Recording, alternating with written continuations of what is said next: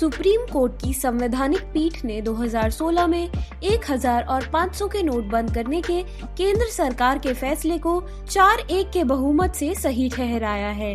अदालत ने कहा कि निर्णय लेने की प्रक्रिया महज इसीलिए त्रुटिपूर्ण नहीं कही जा सकती कि इसकी शुरुआत सरकार की ओर से की गई थी। हालांकि जस्टिस BV नागरत्ना ने सरकार के कदम पर सवाल उठाए। सुप्रीम कोर्ट ने फैसले में कहा, कार्यपालिका की आर्थिक नीति से जुड़ा निर्णय होने के कारण इसे पलटा नहीं जा सकता। आर्थिक मामलों में बहुत संयम बरतने की जरूरत होती है। अदालत कार्यपालिका के फैसले की न्यायिक समीक्षा कर उसके विवेक की जगह नहीं ले सकती। नोटबंदी नोटिफिकेशन को अतार्किक नहीं कहा जा सकता। नोटबंदी ब्लैक मार्केटिंग और आतंकी फंडिंग रोकने के प्रयास के तहत की गई थी। इसका औचित्य नहीं है कि वह उद्देश्य पूरा हो पाया या नहीं। नोट बदले जाने के लिए जो 52 दिनों का समय दिया गया वह गैर वाजिब नहीं कहा जा सकता। जस्टिस नागरत्ना ने बहुमत से अलग मत रखा। उन्होंने कहा, नोटबंदी का फैसला कानून सम्मत नहीं था। नोट कानून बनाकर रद्द किए जा सकते थे। इन्हें किसी नोटिफिकेशन के आधार पर रद्द नहीं किया जा सकता। नोटबंदी के लिए कानून लाने के लिए संसद में बहस होनी चाहिए थी।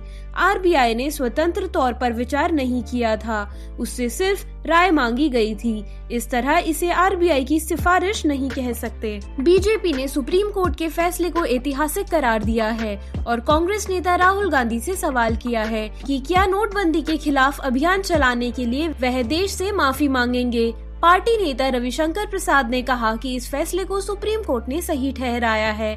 इससे अर्थव्यवस्था भी साफ सुथरी हुई है। कांग्रेस ने कहा कि यह निर्णय सिर्फ नोटबंदी की प्रक्रिया पर है, इसके परिणाम और प्रभाव पर नहीं। यह कहना गलत है कि सुप्रीम कोर्ट ने मोदी सरकार के कदम को जायज ठहराया है। पार्टी नेता जयराम रमेश ने कहा कि नोटबंदी के विनाशकारी कदम के लिए PM मोदी को देश से माफी मांगनी चाहिए। जानते हैं क्या था पूरा मामला।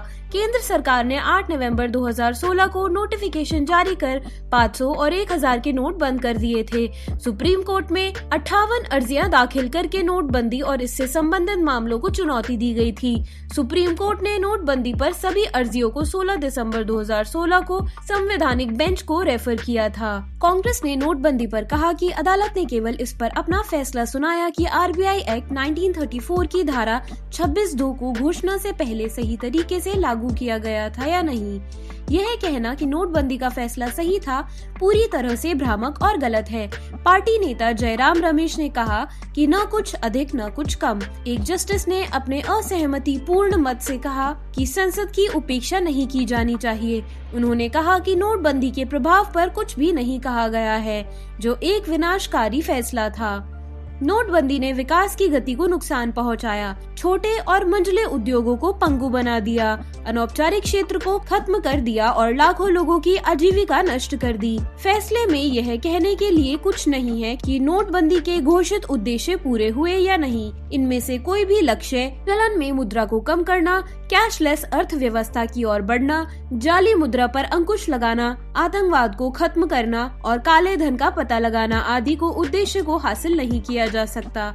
कांग्रेस नेता P चिदम्बरम ने कहा कि नोटबंदी पर असहमति का फैसला एक तमाचा है, क्योंकि फैसले में अवैधता और अनियमितताओं की ओर इशारा किया है। कांग्रेस महासचिव रणदीप सुरजेवाला ने कोर्ट के फैसले को निराशाजनक करार दिया और दावा किया कि इस भयावह विफलता के लिए सरकार को जवाबदेह ठहराने में शीर्ष अदालत विफल रही। नोटबंदी के इस फैसले को अगले ही दिन चुनौती दे दी गई थी।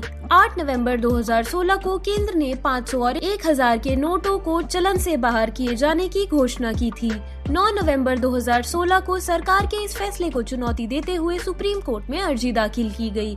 16 दिसंबर 2016 को तत्कालीन चीफ जस्टिस CS ठाकुर की अध्यक्षता वाली पीठ ने सरकार के फैसले की वैधता और अन्य सवालों को 5 जजों की एक बड़ी पीठ के पास भेजा।